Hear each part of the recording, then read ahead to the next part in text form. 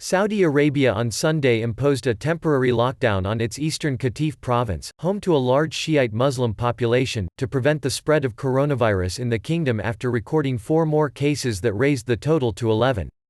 The move risks stirring resentment in Qatif, which has been a flashpoint between the Sunni-dominated Saudi government and minority Shiites in the country who have complained of discrimination and marginalization, charges the government denies. Saudi Arabia's Interior Ministry said all the individuals diagnosed with the disease are from Qatif.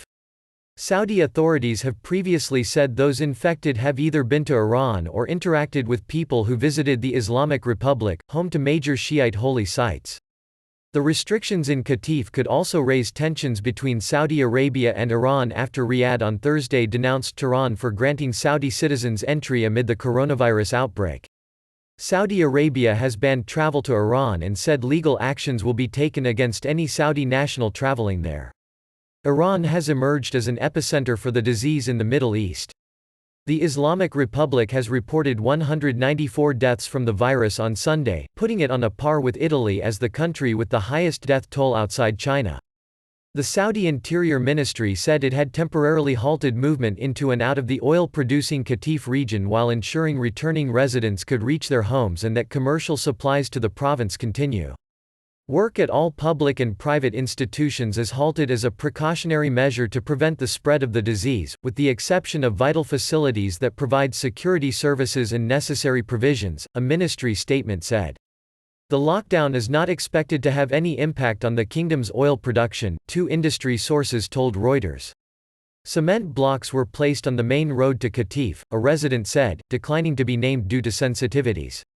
The Saudi Health Ministry earlier said the newly diagnosed people, 3 of whom are women, interacted with another case reported previously who had returned from Iran via the United Arab Emirates but did not disclose his visit to the authorities.